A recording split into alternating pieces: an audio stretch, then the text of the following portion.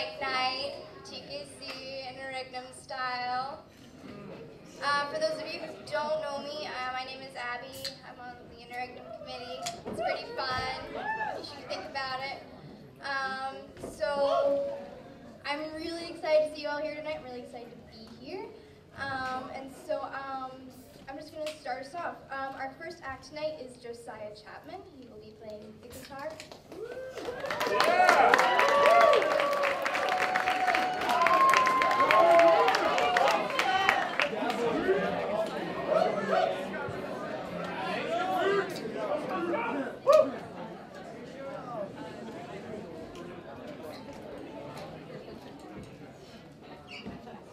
I kind of thought I was going to get a little time to psych myself up, but that's showbiz. All right. My short story is called At the End. Jake, satisfied he had enough money, opened the cash register. He carefully placed the dollar bills and coins in the right spot, taking out what he needed to give himself exact change. He did this formulaically, routinely. The first few times he'd done a transaction like this, paying for his groceries with no one at the other end of the register, he felt a little weird, but by now it was just a part of ordinary life. When he was done, Jake closed the cash register, locked it, then grabbed his bag and headed out the door, just as he did every day. Jake walked the long road back to his apartment. The wind whistled through the empty streets and past his face. He was fully aware of the whole road back, every inch and mile, every step, with nothing else around interesting to compete for his attention. Everything around was as still and the same as it always was.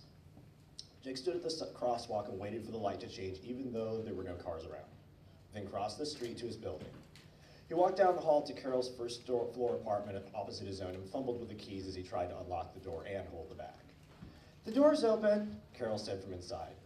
Jake turned the handle, discovering that it was, indeed, unlocked. He opened the door. Carol sat at a desk just inside the sparsely furnished room. She smiled warmly and a bit ironically. "You don't have to lock the door," she reminded him. He came inside and closed it. "It's more prudent." "Afraid someone's going to get in?" she teased. "It's still more prudent," he shrugged. He walked over to the kitchenette area and put his bag on the counter before lighting a match on the stove. "I thought I'd use onions today and fry up the chicken for a change." "You don't have to go to work every day," Carol prodded. "You could just do your shopping and come back." "I need the money in order to buy the stuff," he said. "At least until we can grow our own food or have enough stockpile to make the trip out of the city." "There's no one else around to go to the market. You're basically just standing there in an empty grocery store for 5 hours every day until your shift is over. All the owners and managers and anyone who would pay you left the city and the money without expecting to get it back. You could just take the stuff we need and we'd be set. It would be stealing. Is it stealing if there's no one around to steal it from? They might come back. No, they won't. And if they do, they won't expect it to still be here." Jake didn't answer. He just finished assembling the dinner ingredients on the counter and then began chopping the onions. "Jake, please, come here," Carol pleaded, her hand outstretched to him as she sat. Jake sat down his knife on the counter and walked over to her. He knew what that tone meant. He knelt down beside her and looked into her face to assure her that she had his full attention. "I'm worried about you," Carol told him. "Ever since everyone left, you've been behaving very strangely. You keep going to work even though there's no one there. You stop at crosswalks even though there are no cars. You lock all the doors. You pay for everything, and even though there's no one to pay. I'm afraid you're in shock." "I'm fine, Carol," he patted her hand tenderly. I promise I'm fine. I just want to keep being responsible, keep doing my duty to my neighbors, my city, my country, even when no one's watching." "But there are no neighbors." Carol's voice quavered slightly. "There's no city. They're all gone. The people the epidemic didn't kill left. The way the disease was spreading, most of them are probably dead now too. This is happening all over the country, the world. Only a few of us who I suppose are immune are surviving. Her voice broke. She stopped a moment, trying not to cry. Jake patiently waited. "We may be the two of the last people on the planet." Jake watched as the tears slowly rolled down her face despite her best efforts. He wasn't sure what to do. He hated seeing her like this. He wanted to grab her in his arms and hold her until she was better, but he didn't want to overstep himself. Instead, he just knelt there and watched. Carol sniffed back the tears. She collected herself and took a deep breath. "Everything we knew is gone. Everything and everyone that could ask something from us. There are no parents to honor, No more children to care for, no governments or bosses, or poor or needy to give to or friends to get along with. It's just us. And she stopped, unsure if she should say what she was thinking next. And I don't want to live as if they're all still here. I want to be happy. Every reason we had for not being happy is gone. Everyone we can blame or we owed something to, every reason to put it off. It's just us. And I want to be happy now. Carol then slowly raised her hand and touched Jake's cheek. His face flushed to feel it. She then cautiously, tentatively leaned forward toward him, as if she were afraid he'd pull away. He did not. They kissed awfully tenderly. Jake felt himself filling with euphoria at a breakneck pace he didn't want to stop. He felt the two of them stroking each other. Stop, he breathed. The two of them pulled away. We said, Jake whispered, we wanted to wait. No one's going to marry us, Jake. There's no one left to marry us. There's no one to witness. There are no laws that make this certificate legal. It's just a piece of paper. There's just us and our understanding with each other. And all the silly rituals of a ring, making promises in public, asking anyone if has had any objections, all have no meaning now. It's still, no, it's not still. Please, let me explain, he said. Carol took a breath and sat back in her chair. Jake breathed in, looked down, and collected his thoughts. Then he spoke. When I was 12, my dad got divorced from my mom to marry another woman. I asked him why. I told him I thought that when a person got married, they made a promise that they'd be faithful to each other forever. He told me that circumstances had changed since then, that he didn't love my mother anymore, so he didn't have to be held to that promise. Then, a man in our neighborhood's wife died. Throughout the rest of his life, he never remarried and always kept his wedding ring on his finger. He had a lot of people tell him that he needed to move on and find someone else, but he didn't. He spent the rest of his days remaining faithful to the wife who wasn't alive to be faithful to anymore. He took a breath. I think there's a way we ought to be, even if there's no one else around. I think being honest and faithful still matter. I don't know exactly why that is, or what, or even always when, but I think it's there, and if it is, I have to keep reminding myself it is with the little things. Even if it's just waiting at a crosswalk, or putting on a ring, or going to work, or asking if there are objections even when no one's there. Those make me remember that something else decides how I should be other than me, and it keeps those muscles from atrophying. Because I know, if I ask you to let me carry you and I've forgotten those things, I will drop you. And I can never, ever allow myself to drop you. Jake looked up at Carol. She was looking back at him with affected eyes. She appeared to have understood what he said and was touched by it. That gave him courage. Jake was already on one knee, so he just reached into his pocket and pulled out his ring.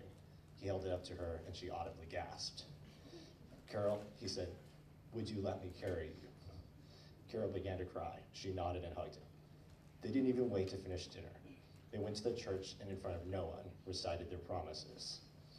When they finished, he said, whoever has any objections, speak now or forever hold your peace. They waited and laughed together. You may kiss the bride, she said. They did. Jake then wheeled her back to the steps that led down to the street from the church. He sat her down on the bench next to it and carried the wheelchair down the stairs. Once he went back up, lifted Carol in his arms, and carried her down into the wheelchair. She was so precious in his arms, he thought he would drop her. He did not.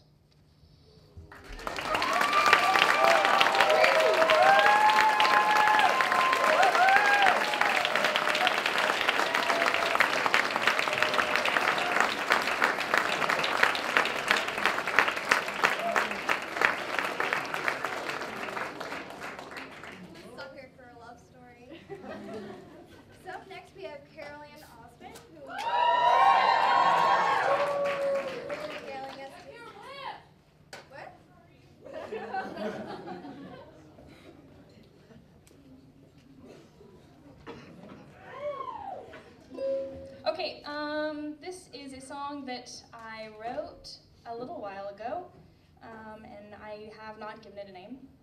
And I think this is the first time that I've really played it for anyone, so you guys can be my, give me feedback, give me a test audience, I suppose.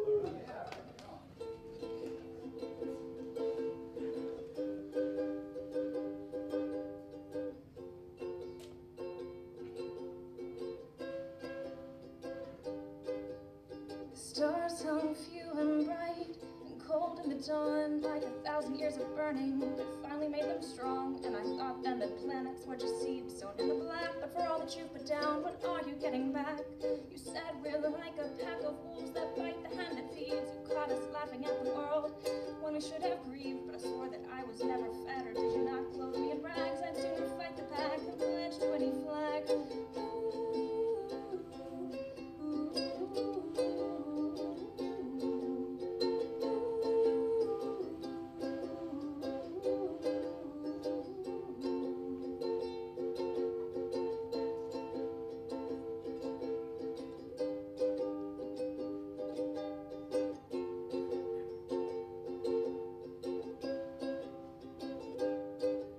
It's bowing in submission, it's being thrown to the floor. It is asking for forgiveness, asking why he asks for more. It is praise God from whom all sufferings flow. It is well with my soul. Hallelujah, let your praise ring forth. You give, you take away. Bless the name of the Lord. So this body is the cross we bear till we die. Don't watch me look away, my eyes will tell their crimes.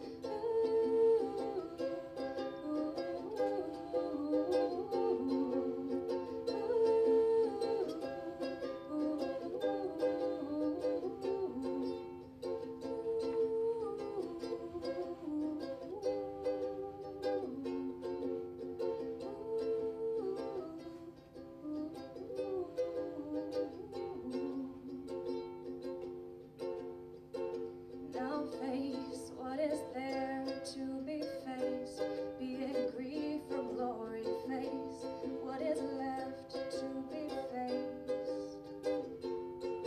I'll face what is left to be faced, be it grief or glory. Face what is there to be faced.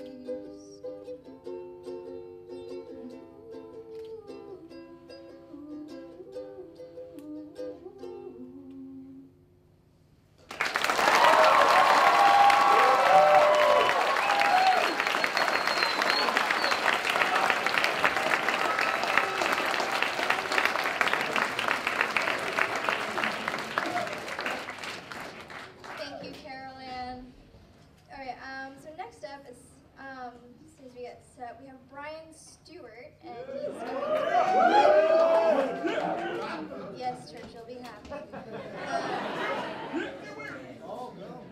So he's going to be doing some poetry.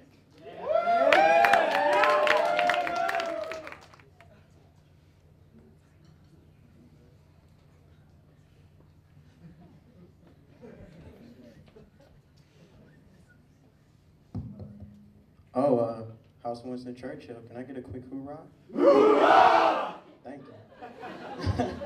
And also, I'd like to thank Constellation Records, and shout out to Samar Coxon in the back of the room. Manager, co-founder, thank you. And before I start, though, I really need your help because this Saturday I'm in a real important poetry slam, so your reaction and your responses to me are very vital. So if you hear something you kind of like, you're kind of interested in, snap your fingers, okay? That's simple. If you hear something you really like, that's something that's like, oh, okay, so go,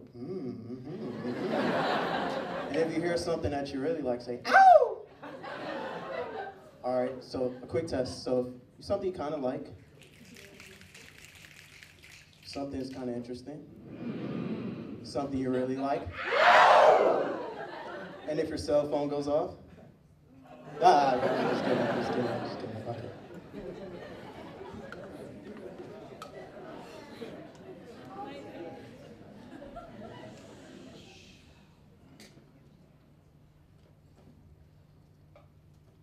A negative influence towards negativity has the possibility of tampering with my inability, throwing off my whole stability. Now, will investing in the unknown make me a believer? Will overestimating my potential make me an underachiever? Because I give to the less fortunate until I'm not a fit leader, and my followers have diminished. Now I can't see, but I glance in all directions as I come to a crossroad. And at the same time, a frog evolved from a tadpole, and my GPS has become ineffective as the directions read vaguely. Do you know where you're headed? Now, being modest, I could assume I don't know where my head is, but then I remember I'm going far away from where the mess is.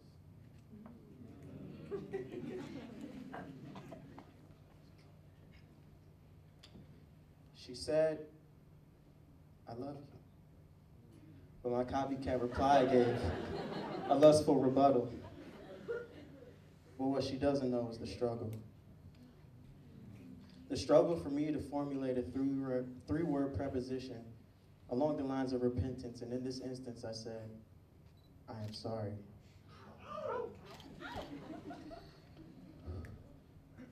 I left the room without a trace of my dignity, but I didn't get the chance to see if she forgiven me because I'm afraid of my past and intimidated by maturity because I'm afraid of my own fear while protecting my insecurities. And wiping the slate clean only diminishes my purity, as substance and sativa seems like the only cure for me. But if I have a true conflict, will there be a resolution, and would it be by moral standards or along the lines of a constitution? Because if I don't fit the lines of the constituted, I'll be at a dead end and my progress will be useless. But it's not in my priorities, but I need to seek help because it's endangering my conscience to be here by myself. And as my memory bank depletes my present value, I become aware of moving on, but I just don't know how to. But what I don't know is the struggle. The struggle for me to accept defeat, to be stripped of my pride and sent to my knees. To be without comfort is to be considered weak, so I'm pursuing someone else since I'm comfortably empty. And not someone to be happy with, but someone I'm happy to be, until I realized she said I love you, because she was happy to be with me. It's love, right?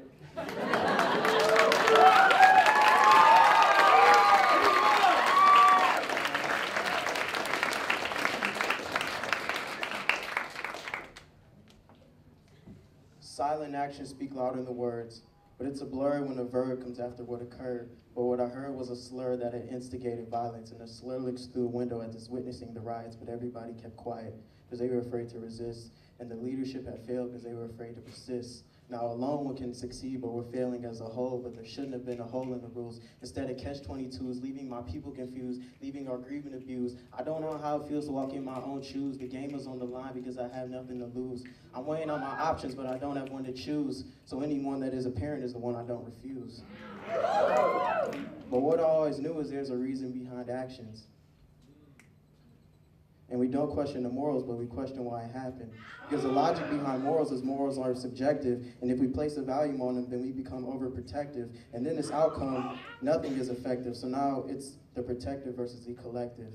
In a case where the truth becomes highly defective, and listening to the opposition is highly selective. See, arresting my good intentions, it seems like treason. Well, I should have known better. I should have known the real reason. That everything that's sugar-coated is demoted in truth, because the truth isn't based on assumption while assuming the proof. Because for you, the truth could possibly set you free, but even if you pray to God, you won't pray on the weak. It's deep. But I know I'm just explaining my habits, but I hope that you can hear them out and give me a reaction and not the satisfaction of knowing my lyrics are good, but that I can do better than I normally would. It's called criticism. Plus the main critique I'm faced with is I don't know how to move on from my old relationship. So face it, here's the basis. I've just turned human, while my shortcomings and I just had a smaller reunion. The story will be confusing if it was actually a story, but it's a binge of my thoughts because I thought it was less boring. Now ignore me if you will, but your fuck has been lost, and you'll find out in the future it did at a pretty steep cost, and now I'm off to explore and discover the question, is it about the word I preach or is it about the perception?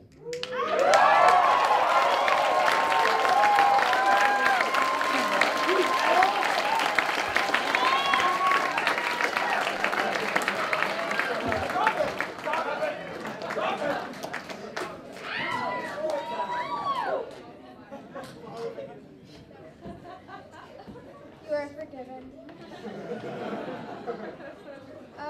So next up we have Jake Knoll.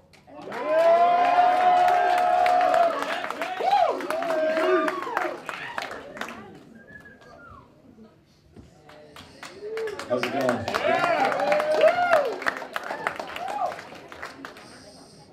I'll play cover for you and then original. So.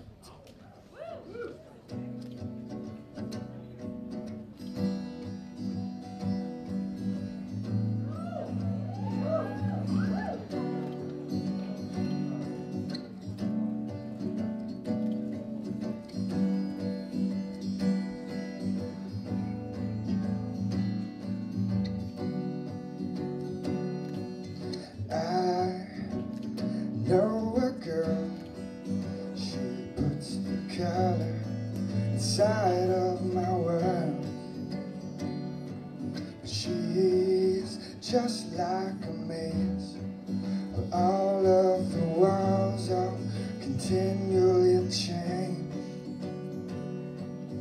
I've done all I can to stand on the steps with my heart in my hands. Now I'm starting to see that maybe it's got nothing to do with me. Fathers, be good to your daughters. Daughters, be loved like you do.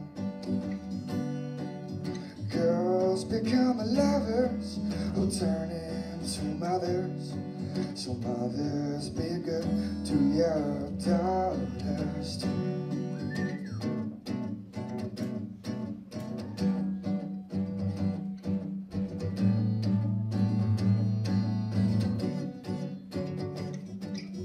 Oh, you see that skin?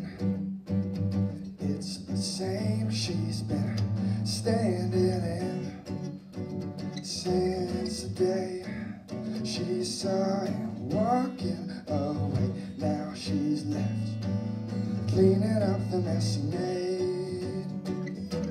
So fathers, be good to your daughters. Daughters, be loved like you do. Girls, become lovers who turn into mothers. So mothers, be good to your daughters too. Boys, you can break to find out how much you can take. Boys will be strong. Boys, hold your arm. Boys will be gone without warmth from a woman's good, good heart.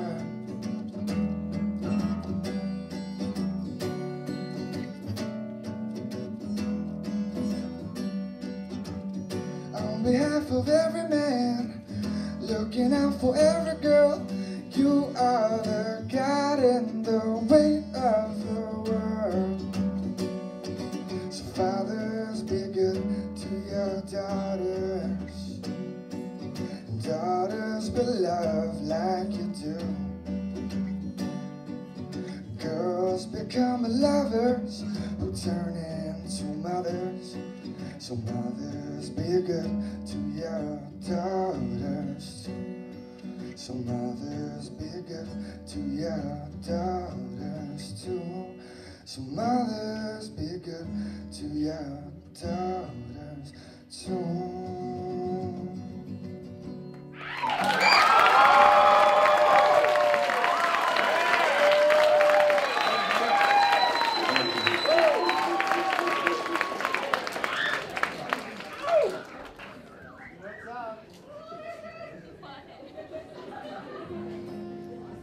This is an original song I wrote like 2 weeks ago, kind of. So I like it. I hope you guys do too. I don't have a name for it yet, but we'll see.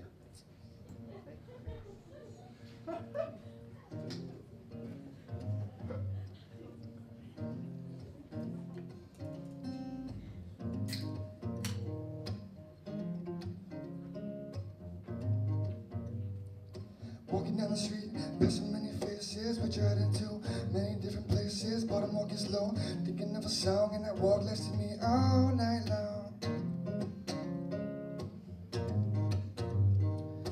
I wanted to write it just about her. My mind told me no, and my heart told me sure. Listen to my head for the very first time. Just because I like a girl doesn't make her mine.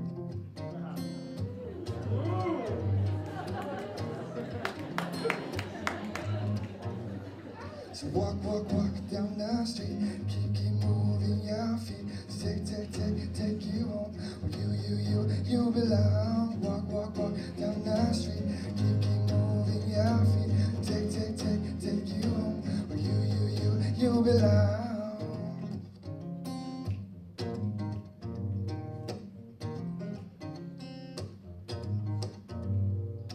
Moon so bright, stars so like your eyes, shine bright in the skies and make you realize how amazing life is.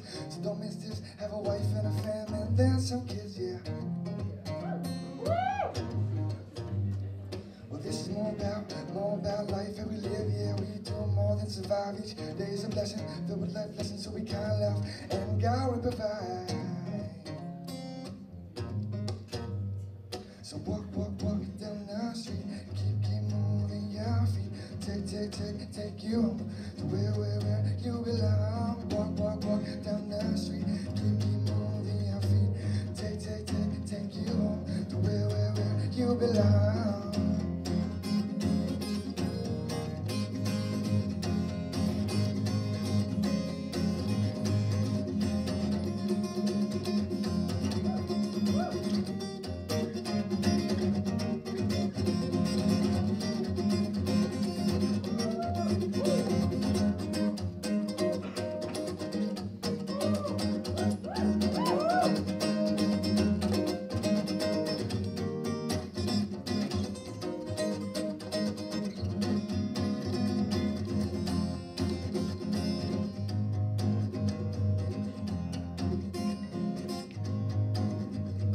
So walk down the street, keep moving your feet. Take you home where you belong. Walk down the street, keep moving your feet. Take you home where you belong.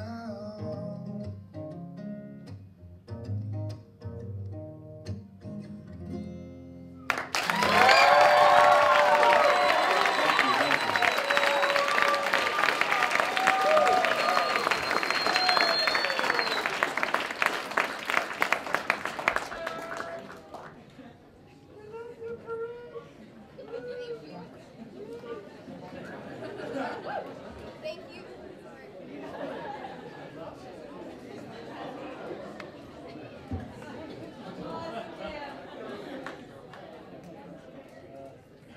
Thanks, Jake, so much. You are cool.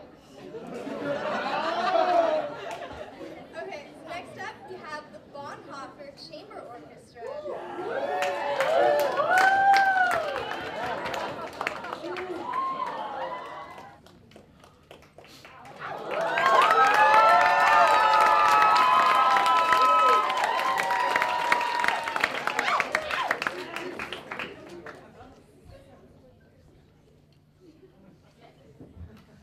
Well, ladies.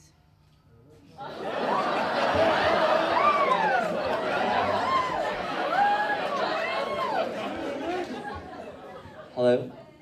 So, ladies and gentlemen, the current and future executives of the House of Bonhoeffer present, for your pleasure, the Bonhoeffer Chamber Orchestra.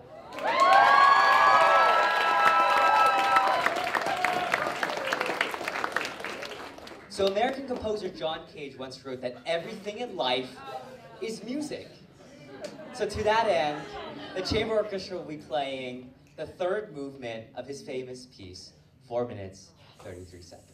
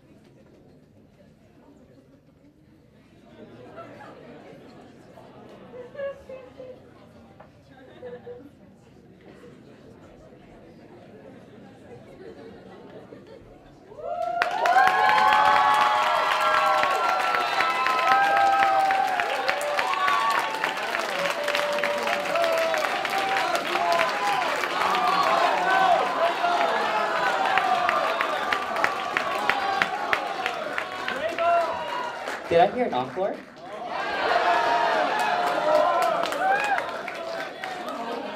Encore?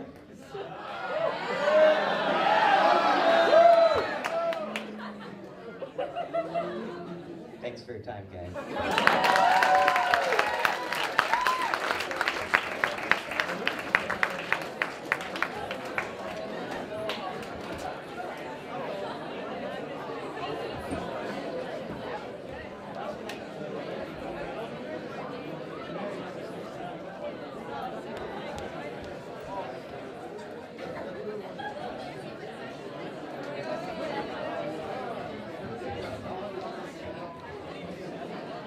Okay, guys, I'm not sure how to feel.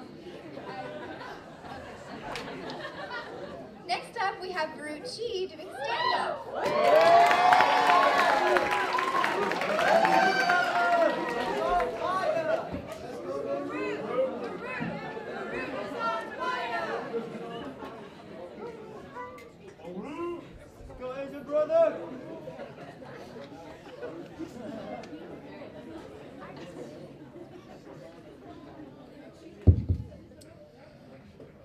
So I'm going to be performing a piece called 4 minutes and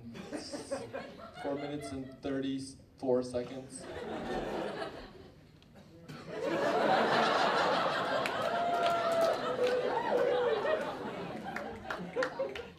No, sorry. My exec team didn't want to do it too.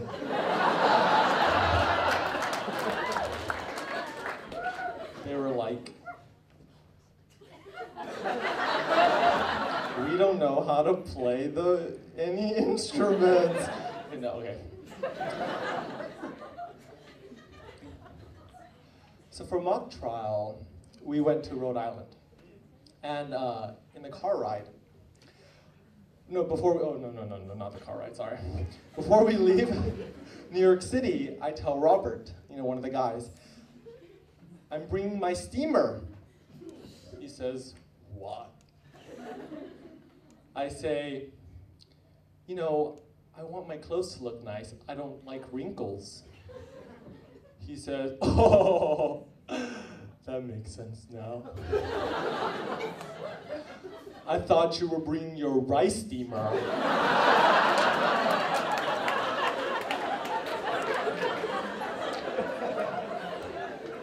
Really? Like, 'cause you know me, can't go more than one meal without eating rice.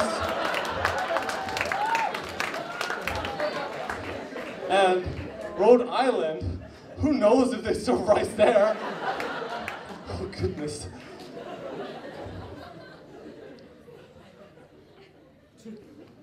So I started a hashtag for my family photos on Instagram. Woo! Instagram people. And called #ChiFamily. So I clicked the hashtag for fun, not expecting any photos. But I discovered photos of cheerleaders who have misspelled #CheerFamily.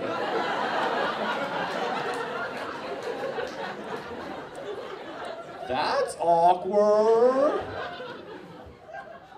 The last time I checked, there were no cheerleaders in the Chi family.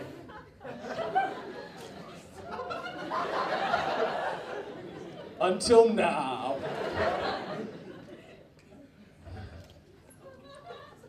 So I miss my mom. Okay, not that much. Not that. I just called her the other week. But when I'm home and she'll be watching her Thai soap operas, and she'll fall into a deep snoring slumber. And in order to fulfill my duty and be a good son, I will turn off the TV. But right when I turn it off, she wakes up and she starts yelling at me. Like, what the freak? I'm doing you a favor. Like, you're supposed to be asleep. Who are you? Sugar Mama from the Proud Family? Do you guys get that reference? Okay. So I had a Vietnamese baguette sandwich for lunch, and it was delicious. And every time I eat one, I thank God for French imperialism.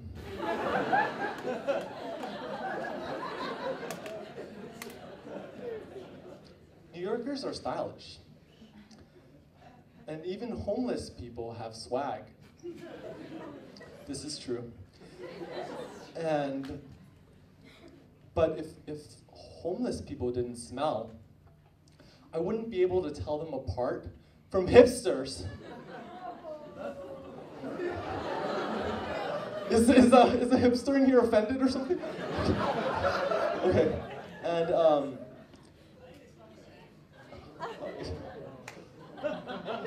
you look like a hipster. You must be going to Williamsburg. Oh, never mind. Never. Okay, I'll stop offending hipsters, homeless people. I'll move on. Okay.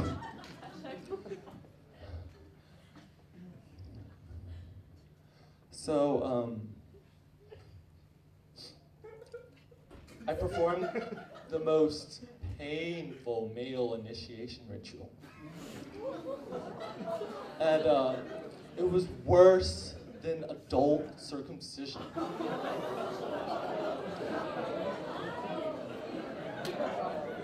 I filed my taxes. What? Okay.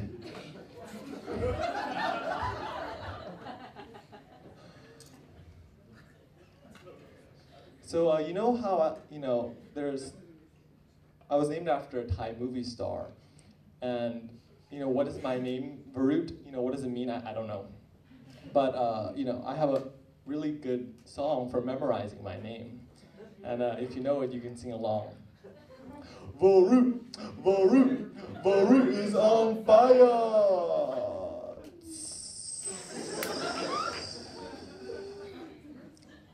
But I also came up, like Carol Ann, I came up with a new song for the Interregnum theme. And I'm going to debut it here for the first time in front of you wonderful people. Are you ready for it? Yeah. Okay. And the song's about a special person. So 1, 2, 3. Doody doody doody doody rocking everywhere. Doody doody doody doody rocking everywhere. Doody doody doody doody rocking everywhere. Rocking everywhere. Rocking everywhere. I found you, Miss New Doody. Get it together and bring it back to me.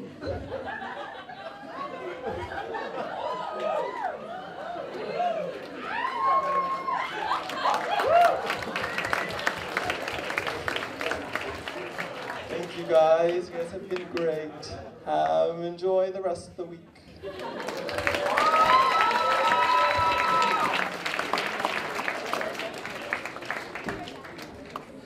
Thank you, Groot. Next up, we have Jack Quidon.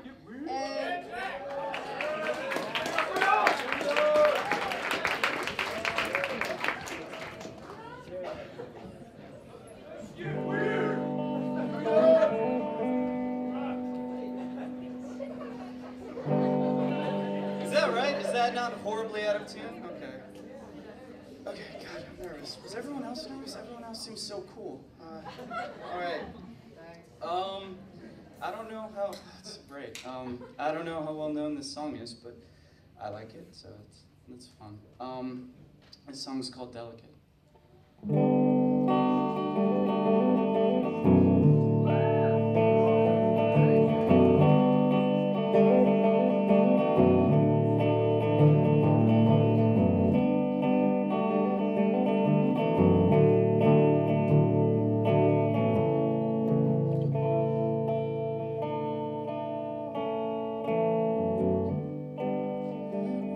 We might kiss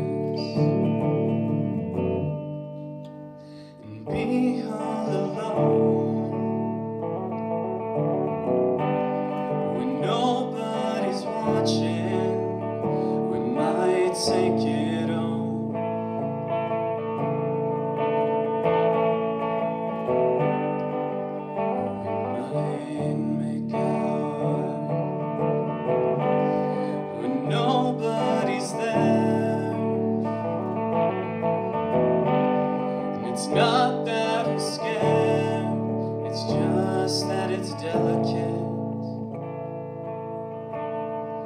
So why'd you feel my sorrow with the words you borrowed from the only place that you've known? Why'd you sing hallelujah if it means nothing to ya?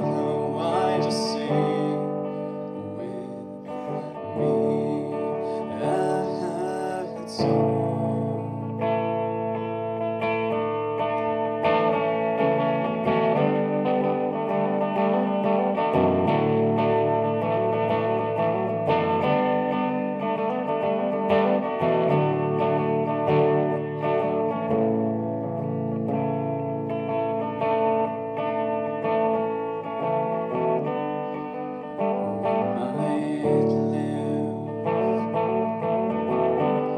Like never before,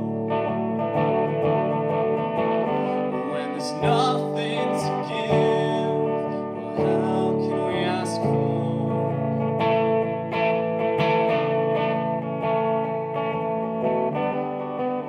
We might make love in some sacred place, and the look on your face was delicate. So why'd you feel my sorrow with the words you borrowed from the only place that you've known? And why'd you sing hallelujah if it means nothing to ya? Why'd you sing with me at all? Why'd you feel like your sorrow with the words you proved borrowed from the only place that you could have known? Why'd you sing hallelujah if it means nothing to ya? Why'd you sing with me at all?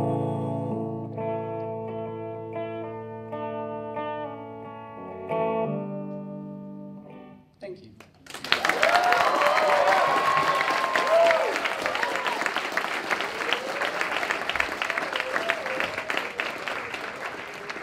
Thank you, Jack. That was beautiful.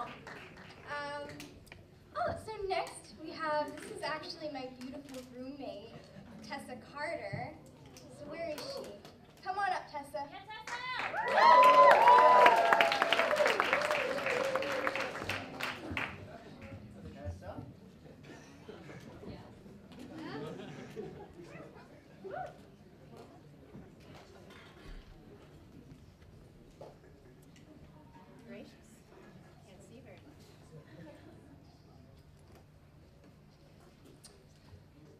Well, hello.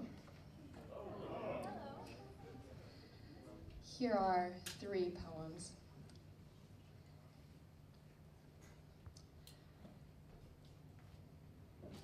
Slow dancing in a burning room. It is an uncommon skill to be able to move elegantly through a room that's burning without burning yourself, or for that matter, your partner. To move gracefully, dancing around the flames, is no elementary task. The walls shrivel in flame, curling up like blackened bark. A girl plays the grand piano, the edges of her dress crisp and hot, like the consistency of paper. The other dancers and those who linger by the punch bowl I cannot see for the smoke. Just you and your bright eyes.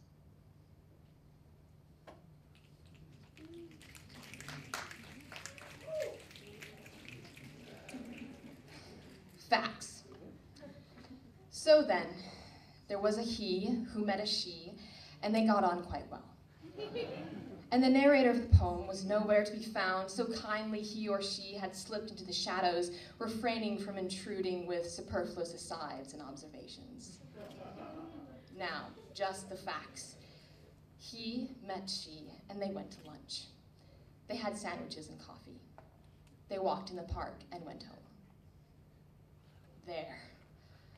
Wasn't that better than wanton description of how the sunlight glinted on the silverware and the cafe table, and how he looked at her when she turned to admire a painting on the wall, and how their steps on the sidewalk steadily slowed, and how no one could tell what they said as they walked, but there were crystalline consonants when he tucked a stray lock behind her ear, and she could scarcely look at him, the ground was so interesting. But when she finally looked up with glistening eyes, she received him with all tenderness and quiet joy. Yes, far better to simply say that after their walk, they each went home, and she checked the mail, and he made a phone call.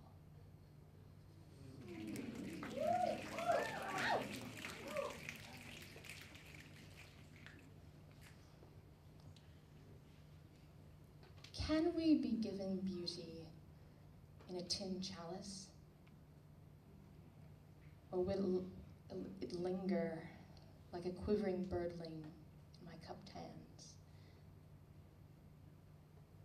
I seek beauty like Diogenes sought honesty, but in place of a lantern, I have only these poor palms ready to kiss the earth when I come to holy ground. At first, I had a butterfly net in which to catch beauty's delicate wings. And another time, I had a vial in which to save its golden droplets.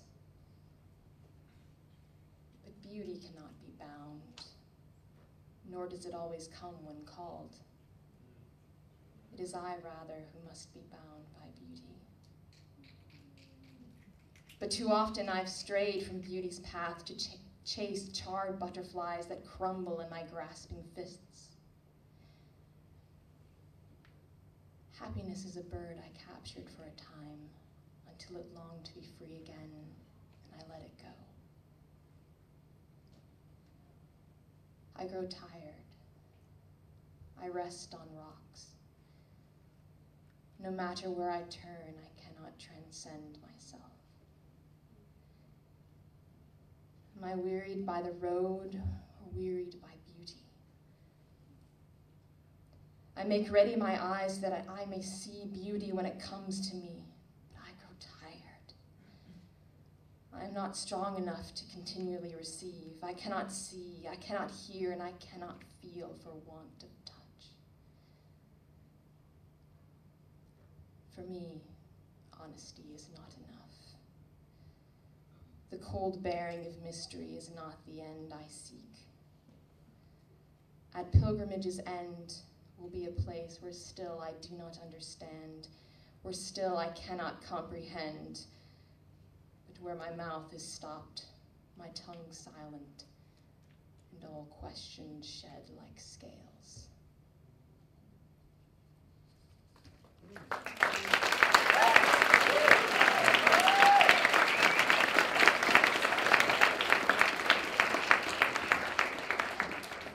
Thank you, Tessa. I love you. Next up, we have Eric Les.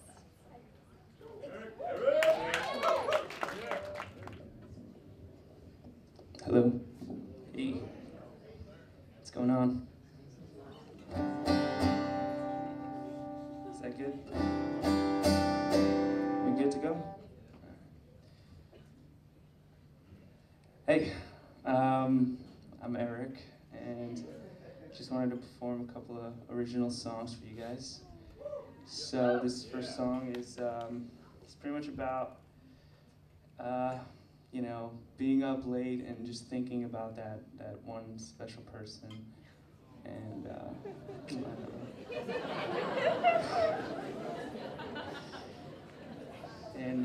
and you're just wondering, maybe somewhere, wherever they are, somehow they're thinking about you too.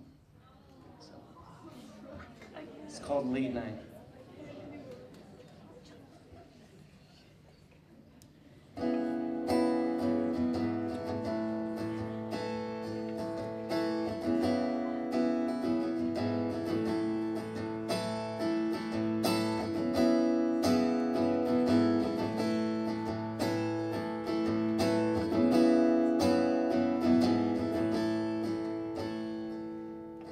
Late night, mind is racing. Late night, all I can think about is you.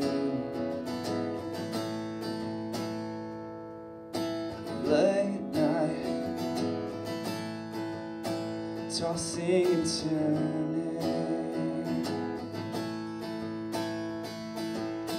Late night, it's a late, late night.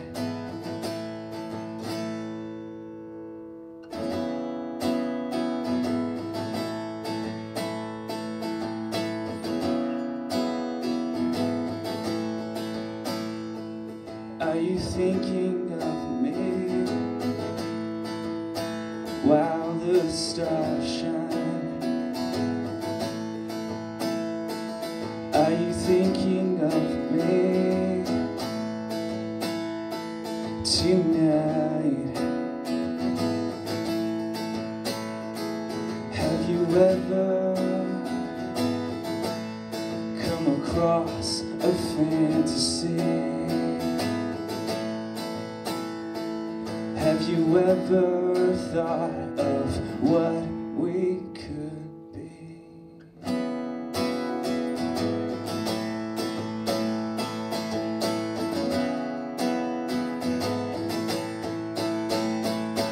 And you penetrate my defenses, and you break through all of my walls, and you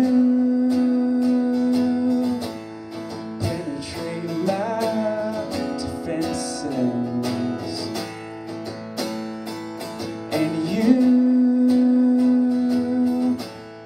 break through all of my walls. Yeah.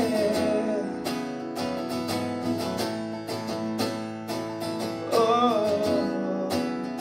oh, oh, la, la, la, la, la, la, la, la, la, la, and you penetrate my defenses, and you break through all of my walls, and you penetrate my defenses, and you break through all of my walls, all of my walls, and you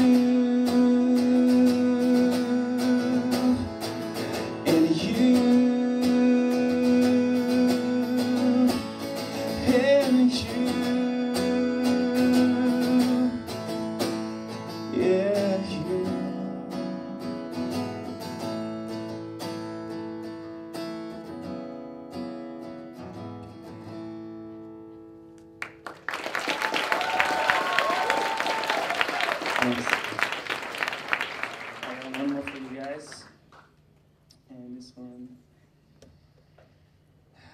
one's just about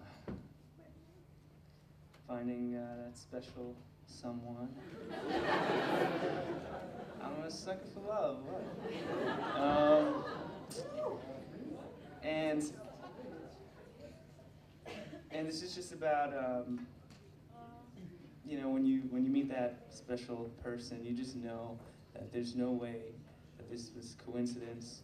There's no way that this just happened, but that it was destiny. And so it's just called Destiny.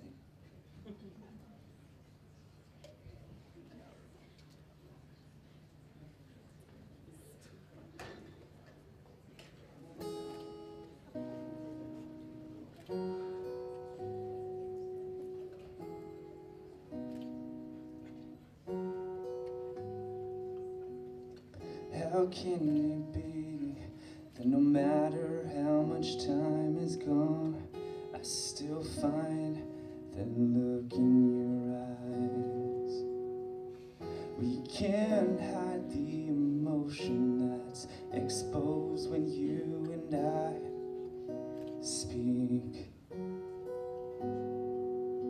Twice I've kissed your lips, and twice is all we need. We find it in each other. You make me believe in destiny.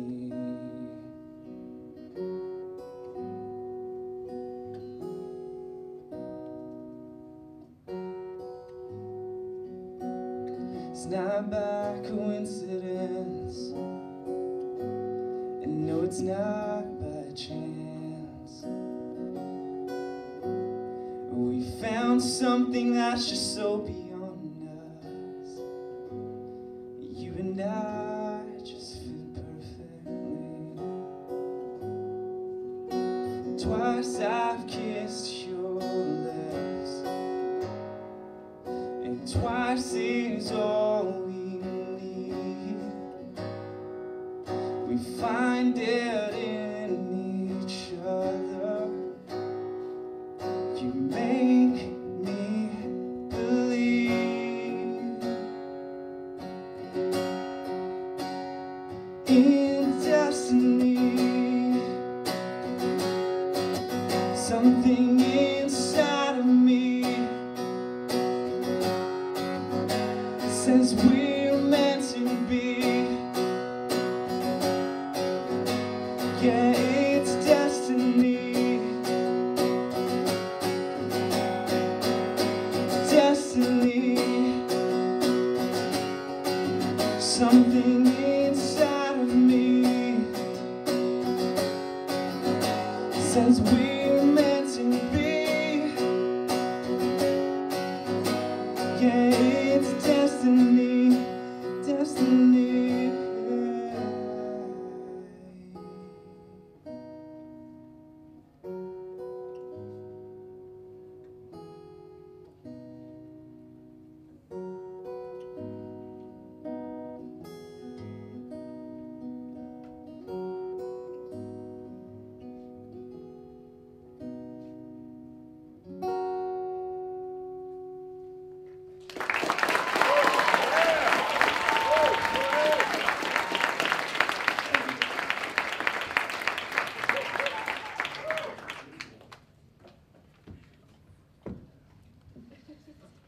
Isn't it great to stop talking about philosophy and talk about love?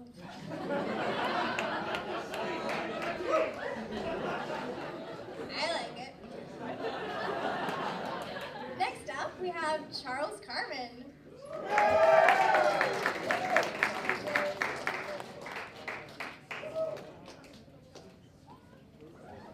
Come hither.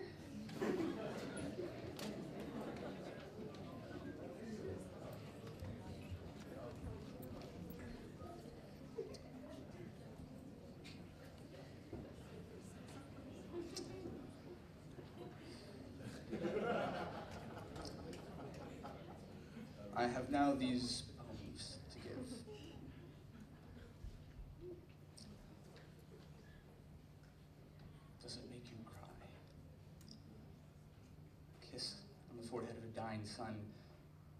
the lips of a raptured bride, on the gentle hand of his first dance, or kneeling to earth, man forgiveness, cry,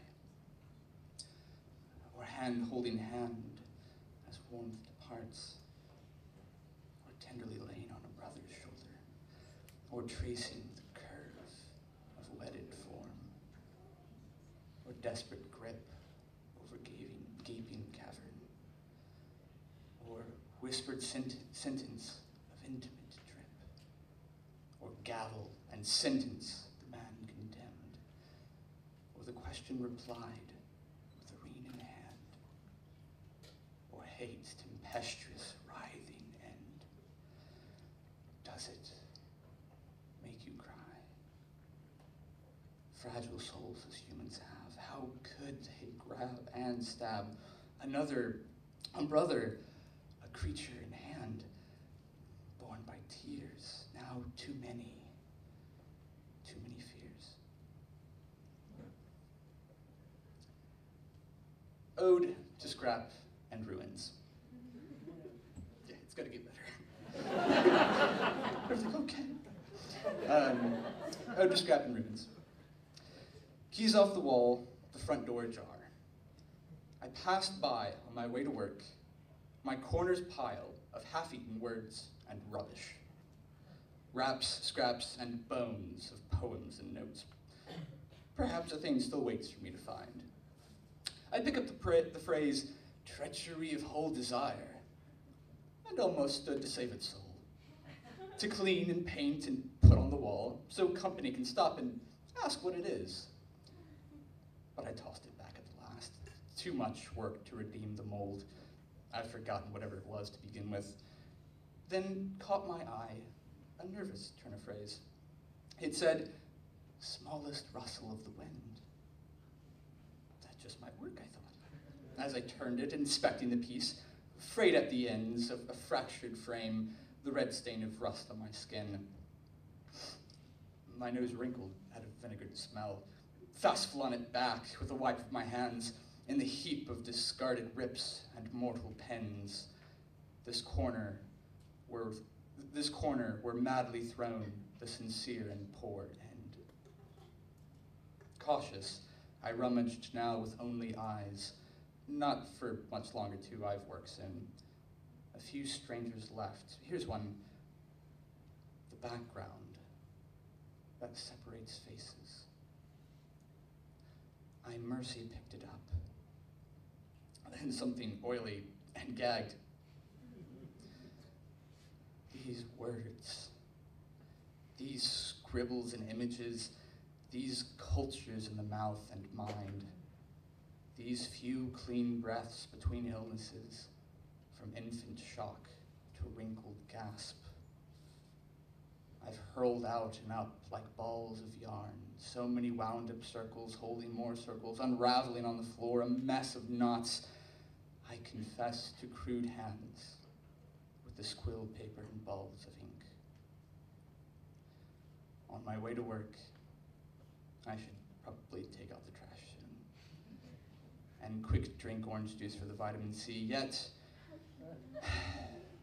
when back home, back in this corner, and find myself at it again and again and again. A determined thought, this isn't me, that there's anything beautiful hidden in man. So it's, what, April? So useful things aren't working. So this is a spell for spring when there is none. A spring recall. A spring wind, round, rounded, rounding, without tone the whistled flute whispers, tickles the ear till all one hears is fairyland on the right and the left, sounding, drowning sister seasons with wind. A spring figure, ground, grounded, grounding. Green fray the grass trim neath softly, touch the cool tipped damp earth, earthling from form of bits and dust, where sky trickles hair and milk white smooth. A spring place, found, founded, founding, triangles point by star and sun relate, locate the mark unwrit, lines erased, meeting for feet with feet to rest, between before, and behold the face, a springtime, moved, moving, fast-feathered swoop spanning, catch, fly straight and now, ever lovely now, up and out in all ways, wind blowing scent among the petaled skin, a spring soul, loved, loving, dance the spin, blurry joy to laughter, faster, show the swoon, the plunge, dipping the bend of back and crane's neck to glancing eye trace and wet press, bright the song singing, light the way waving, call the prize, recall spring, let arise. Thank you.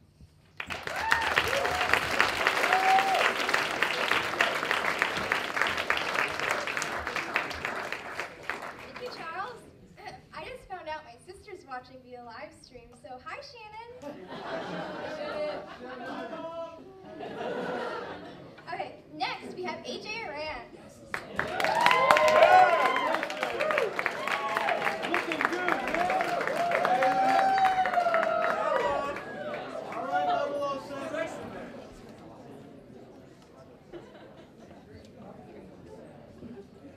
Wow, it's difficult to follow any of those previous numbers.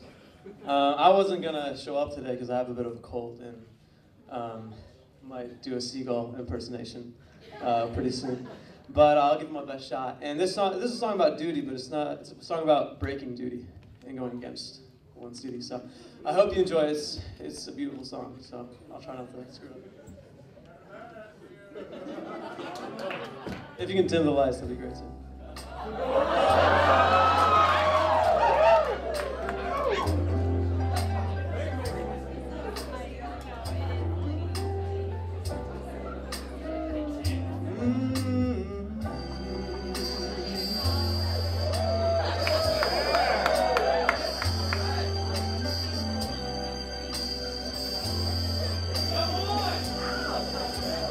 Me and Mrs. Jones,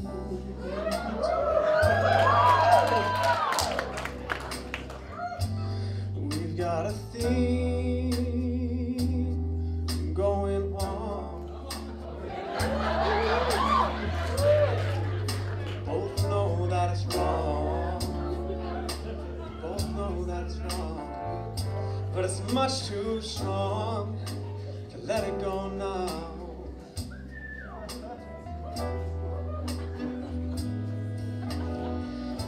We meet every day in that same cafe. 6:30, no one knows she'll be there. Holding hands, making all kinds of plans. While the jukebox plays our favorite song.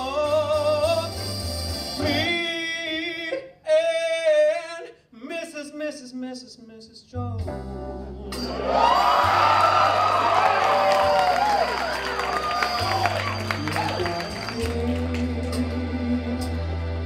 Going on.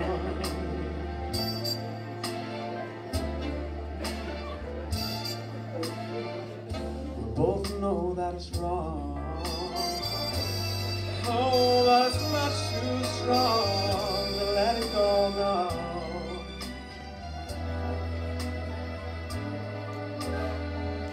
We gotta be extra careful not to build our hopes too high.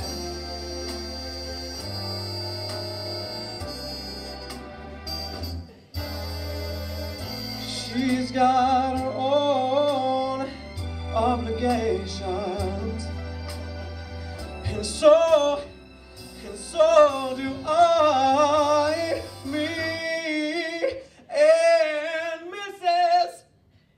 Mrs. Jones, Mrs. Jones, Mrs. Jones, Mrs. Jones.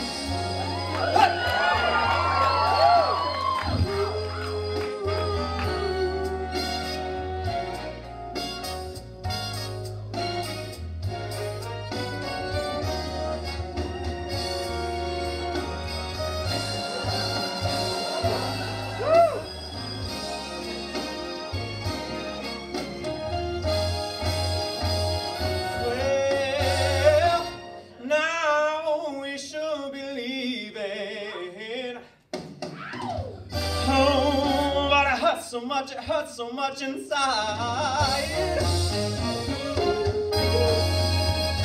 Now she'll go her own way and I'll go mine. Tomorrow we'll meet at the same place, the same time. Me, and Mrs. Jones, Mrs. Jones, Mrs. Jones.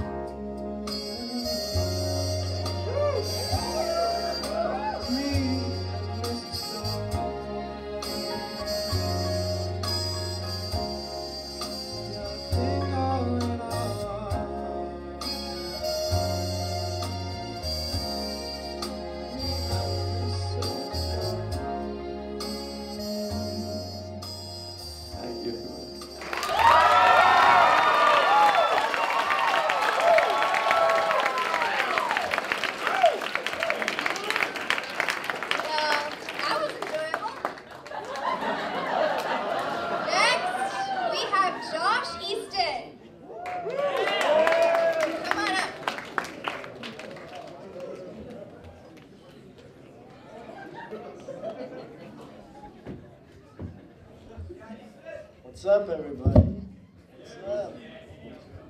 All right, so I get really, really nervous before I go on stage, and I've done this a couple times, but normally when I do it, everyone's drunk, so it's like no pressure. You know, it's like easy. Are there any Lewis freshmen here?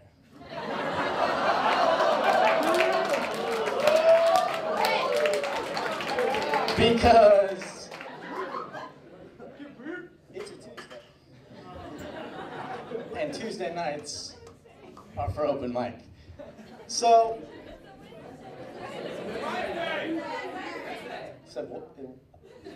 anyway, so when I get nervous, I do what I'd say what every good American does. I get nervous, I go to the bathroom. Right? I go in the bathroom, I look in the mirror, and I turn into a personal trainer. You got this. Nobody better. All you. I turn into a frat boy. My shirts lose their sleeves. My pale white complexion, orange. Out of my brain pops a sweatband. I went in there earlier. I don't know if you've been in the bathrooms in Kings. They're a little awkward. They're closed, but at the same time, they're very open. Like, you know who's in there, but you pretend that you don't. It's like, all right, I gotta go to the bathroom. The worst feeling in the world. You walk through the door, you see shoes. No! You walk in there. I'm just gonna stretch before I do this. Any shoes. Shoes is what I'm looking for. So, I don't know if you guys have ever been to an open mic before, but if you've never been to one like outside in the city, go. It's awesome to hear people just start talking. And everyone has something to say, and that's the beautiful thing. Is open mic is just, it's literally, you take a microphone, and you play with it a little, you find where your voice is, and you just start talking to people. It's cool, because they listen to what you have to say. All right, so one time, all right, this is good. I was doing an open mic. I grabbed the mic. Drunk dude, as soon as I grabbed the mic, goes, yeah! I looked at him, I said, you're from Philly. I was right. I called it. I don't know how I did it. I haven't even been here that long, I just knew. I just knew. Worst part, it was like 9:30 on a Monday. You're already 3 drinks in, buddy. Go ahead. All right, so one of the things you're supposed to do when you calm your nerves, like if you get nervous, you're supposed to picture people in their underwear. What up? It's never really quite as simple as it sounds to picture people in their underwear, because if you're from like this guy on, I don't see you. So you guys, what up? All right, so earlier we were doing the art competition. I don't know if you guys know this. I'm kind of artsy. All right, so. What up? So we were doing the art competition, and I don't know if you guys know this. I come from Bonhoeffer. All right, let's give it up for Chad Abbott. All right, so I come from Bonhoeffer. House events, like, we're lucky to get like 3 people to show up. Seriously, it's like Charlie.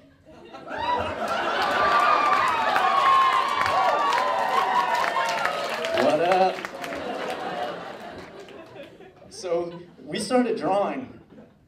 We have the privilege to name Dan Klein, or Dan. That's awkward. Do you guys know that story? Oh man. All right, so we have Dan Kim, the Asian. Yeah! He's new. All right, so we have Dan Kim in our house. This guy can do it all. I'm surprised he's not here. You know, he usually comes up here with his guitar and he starts killing it. Ladies love him. What up? Anyway, he looks at me and goes, all right, what are we gonna do? I'm like, are you talking to me? I was on my phone, I was reading on my phone. It's weird, but I do it. Hey, I'm a weird dude. So he looks at me, he's like, what are we gonna do? I was like, I got an idea. I looked at Peter Fleming, student body president. I looked him in the face. I said, yo, Pete, we're gonna make art. What up? And Pete was like, right on. Right on. So me and Dan, we start drawing. And I was in the zone. This only happens like when I'm doing math. What up, Kings? Man, got real quiet. I was in the zone. I was in the art zone. I was shading. If you've ever shaded, ooh, it's very hands-on. You know, you gotta focus. Pete out of nowhere, he reaches for my hand. He says, "Hey, don't do that." I knocked his hand. I said, "Don't touch me, Pete." Peter Fleming. I looked him in the face, I said, "Don't touch me. I'm doing art." All right, y'all have been great, everybody, thanks.